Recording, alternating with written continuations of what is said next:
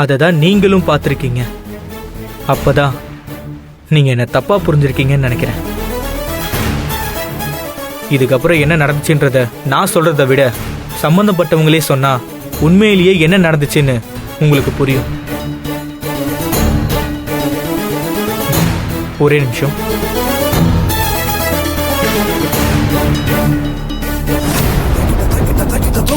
வாங்க வாங்க.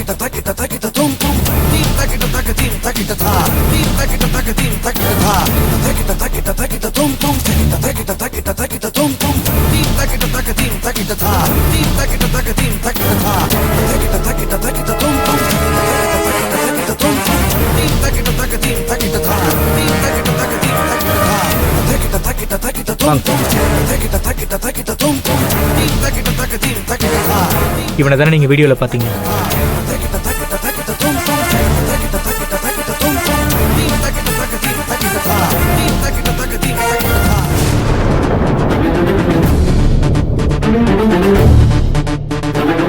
இவனை தான் நீங்க வீடியோல பாத்திருப்பீங்க. டேய் சந்தோஷ், என்ன நடந்துச்சு நீயே சொல்லு. அரவிந்த் சொல்றது சரிதான் மேடம். இவன் மட்டும் சரியான நேரத்துக்கு வரலன்னா நான் மார்ச்சுரியில அனாதை பணமா தான் கிடந்திருப்பேன்.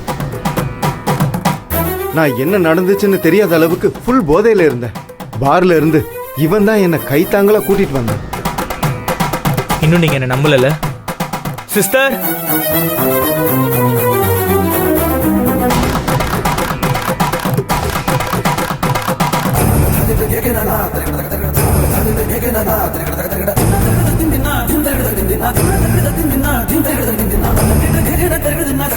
இவங்கதான் நான் சொன்னல, இந்த பொண்ணை பைக்ல கூட்டிட்டு போறப்பதான் நீங்க என்ன பாத்திருப்பீங்க. அண்ணன் சொல்றதுதான் உண்மை. எங்களுக்கு ஹெல்ப் பண்ண போய் தான் இவரோட கல்யாணத்துல பிரச்சனை வந்துருச்சு. அதனால நாங்களே நேர்ல வந்து இதை உங்ககிட்ட சொன்னா சரியா இருக்கும் தான் நாங்க வந்தோம்.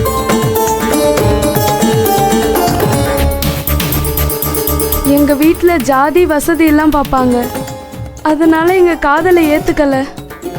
அவசர அவசரமா வேற ஒரு பையன் கூட கல்யாணம் நடக்க இருந்துச்சு.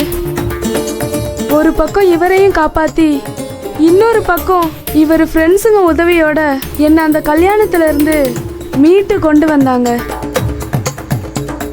என் பேரண்ட்ஸ் தேடி வரக்கூடாதுன்னு தான் நீங்க பார்த்த அந்த லாட்ஜில் தங்க வச்சாரு.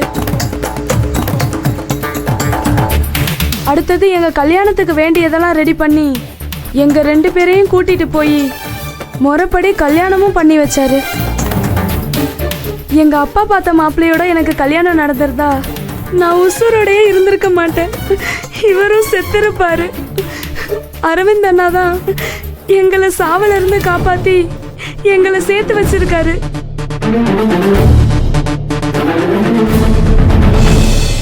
கண்ணுல தண்ணி வச்சுக்கிட்டு அழறாளே. இவ்ளோ ஷார்ட் பீரியட்ல இப்படி ஒரு டிராமாவா? ஸ்கிரீன் பிளே கிங்குன்னு அஸ்வினுக்கு ஒரு பட்டமே கொடுக்கலாம் போல இருக்கே. 2 உசுரை காப்பாத்துனதும் இல்லாம அவங்கள சேர்த்தும் வச்சிருக்கீங்களே. உங்களை நினைச்சா ரொம்ப பெருமையா இருக்கு தம்பி.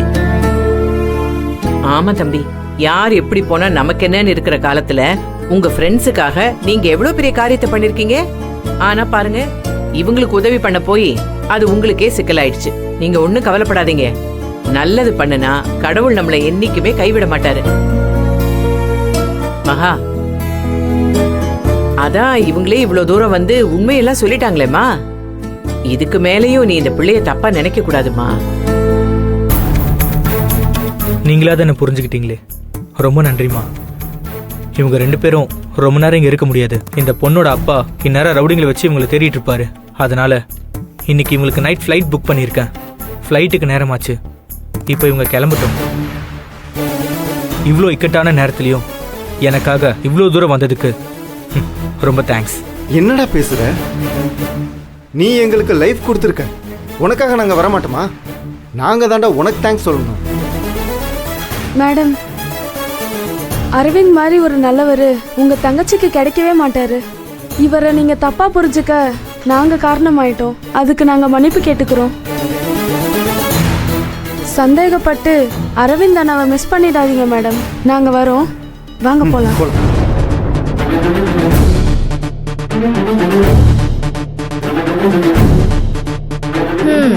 காலம் கலிகாலம். வசதியான வீட்டு பையன் நல்ல பையனாவும் இருக்கான். வலிய தேடி வந்து லவ் பண்ணி கல்யாணம் பண்ணிக்கிறேன்னு சொல்றான். ஓசியில வந்த மாட்டை பல்ல புடிச்சு பதம் பார்த்தானா. அந்த மாதிரி கதையால இருக்கு மகா இந்த பையனை சந்தேகப்படுறது. அதிர்ஷ்டம் தானா வந்தா கூட காலால எட்டி உதைச்சா யாரு என்ன பண்ண முடியும்? பாவம், அந்த பொண்ணு கோகிலா கொடுத்து வச்சது அவ்வளவுதான் இருக்கும் போல இருக்கு. அப்படியெல்லாம் சொல்லாதீங்க மேடம். கோகிலா தான் என்னோட மனைவின்னு அவங்கள நேரில் பார்த்த அன்னைக்கே நான் முடிவு பண்ணிட்டேன். அவங்க இல்லாம எனக்கு வாழ்க்கையே இல்லை. இங்க பாருங்க, என் மேல எந்த தப்புமே இல்லைன்னு ப்ரூவ் பண்ண இதுக்கு மேல என்ன ஆதாரம் கொண்டு வர்றதுன்னு எனக்கு தெரியல. எனக்கு எந்த கெட்ட பழக்கமும் கிடையாது. உங்களுக்கு என் மேல நம்பிக்கை வரணும்னா நான் என்ன பண்ணணும்னு நீங்களே சொல்லுங்க, அதை செய்யறேன். எனக்கு உங்க தங்கச்சி தான் எல்லாமே. தயவு செஞ்சு எங்க கல்யாணத்தை மட்டும் நிறுத்திடாதீங்க. சச்ச, கயிறு திரிக்கிறதுல மன்னனா இருப்பான் போல இருக்கே. இவனோட பர்ஃபார்மன்ஸ்க்கு ஆஸ்காரே கொடுக்கலாம் போல இருக்கு. மகா, இந்த தம்பி தான் தம்மேல எந்த தப்பும் இல்லைன்னு சம்பந்தப்பட்டவங்களே நேர்ல வரவழைச்சு நிரூபிச்சுட்டாரேம்மா. இன்னும் நீ என்னமா யோசிக்கிற? ஒரு நல்ல பையனுக்கு உன் தங்கச்சியை கட்டி வைக்கணும்னு நினைக்கிறேன். ஆனா நம்ம ரொம்ப யோசிக்கிறது கூட தப்புமா. அது இன்னும் நம்மள கன்ஃபியூஷன் ஆக்கிடும். நான் என் அனுபவத்துல சொல்றேம்மா, இவர் நல்ல பையனா இருக்காரு. இவரை விட ஒரு நல்ல மாப்பிளையும் தங்கச்சிக்கு நீ கட்டி வச்சிருவியாக்கும். அப்படி யோசிக்கிற? மேடம், கோகிலாவை தவிர என் மனசார கூட வேற எந்த பொண்ணையும் நினைச்சு கூட பார்க்க மாட்டேன். அதோட அவ இல்லைன்ற அந்த ஒரு வாழ்க்கைய என்னால கற்பனை கூட பண்ணி பார்க்க முடியாது. சரி மேடம், நல்ல முடிவா யோசிச்சு சொல்லுங்க. நான் வரேன்.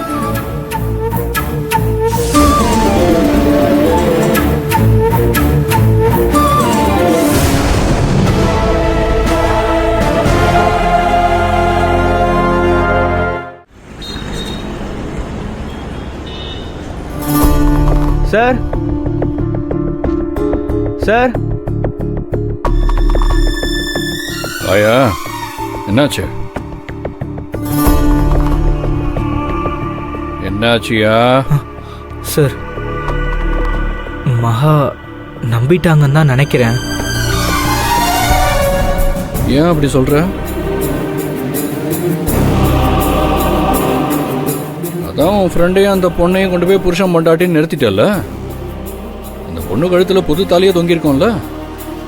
மகாக்கு இதுக்கு மேல வேற என்ன ஆதாரம் வேணுமா? வீட்டில் எல்லாரும் நான் நல்ல காரியம் பண்ணியிருக்கேன்னு சொல்லி என்னை பாராட்டினாங்க சார்.